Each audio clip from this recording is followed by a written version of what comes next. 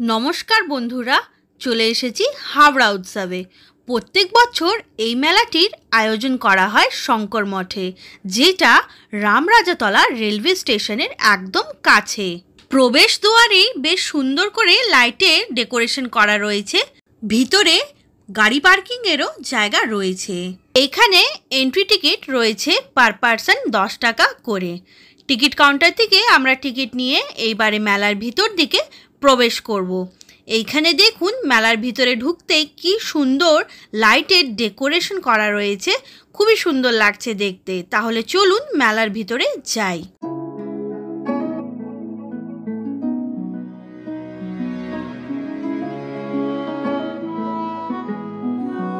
প্রথমেই দেখতে পেয়েছি মিষ্টির দোকান, যেখানে রয়েছে নানা রকমের কটকটি, গজা, গরম গরম জিলেপি, আরও অনেক রকমের মিষ্টি।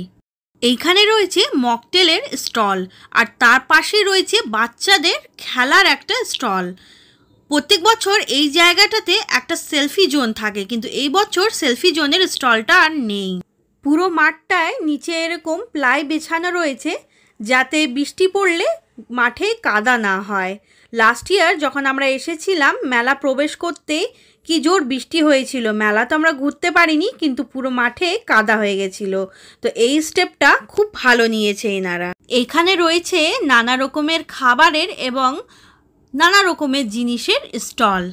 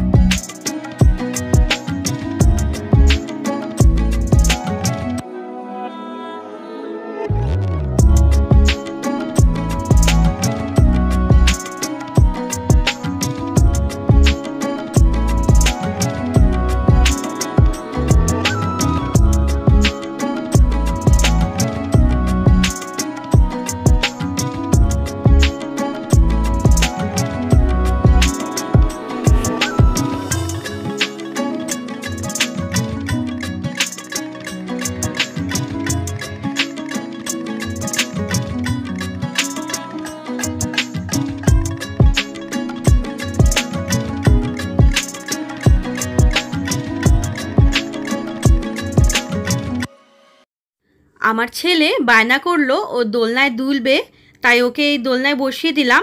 আর এই রাইডের টিকিটের প্রাইস ছিল 50 টাকা করে।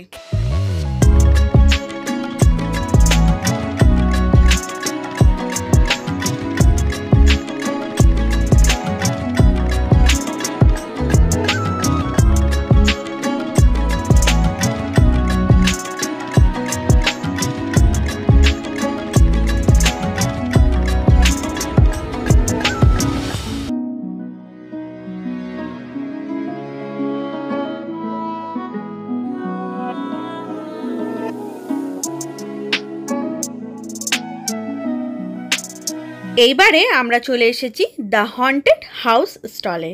এখানে আমার ছেলে বায়না করলো ও ভূত দেখবে, তাই আমরা টিকিট কাউন্টার থেকে টিকিট নিয়ে নিলাম, যার প্রাইস ছিল পার পারসন 60 রুপিস করে। তো আমাদের 3 জনের 180 টাকা পড়লো। তাহলে চলুন ভেতরে গিয়ে দেখি।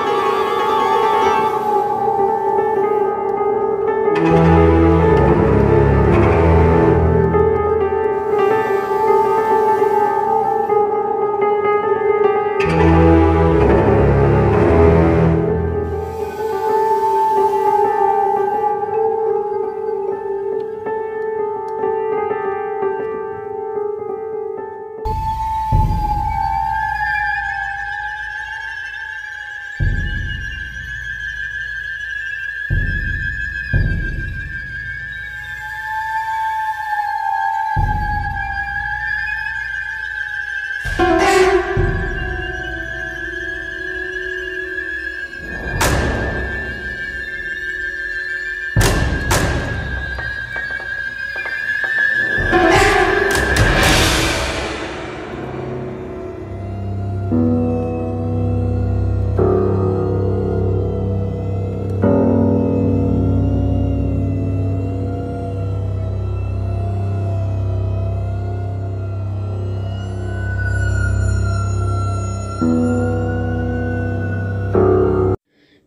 ঢুকতেই পুরোটাই অন্ধকার, আর এরকম সাদা কাপড় পরে পুতুল টাঙানো রয়েছে, বাস এইটুকুই। আর মাঝে মাঝে লাইটিং দেয়া হচ্ছিল আর ভয় দেখানো হচ্ছিল।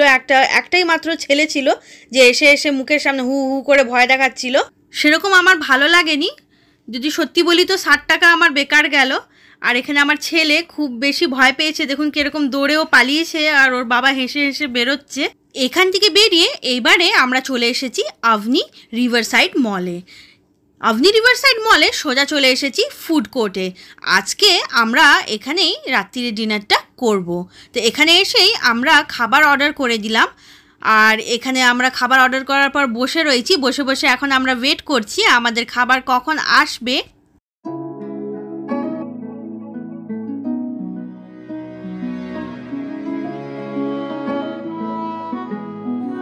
হ্যালো বন্ধুরা, আমি আভনি মলে এসেছি।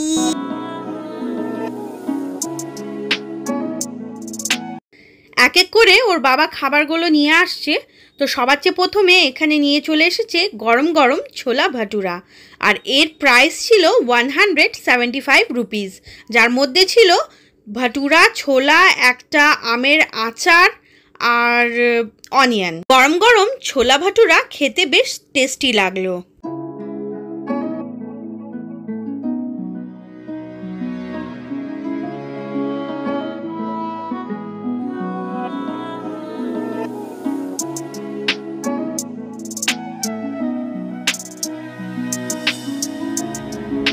এরপর ওর বাবা নিয়ে চলে আসলো এগ হাক্কা নুডলস, যার সঙ্গে ছিল একটা টমেটো সসের প্যাকেট আর একটা চিলি সসের প্যাকেট, আর এর প্রাইস পড়েছিল 190 রুপিস। এটাও খেতে বেশ টেস্টি ছিল।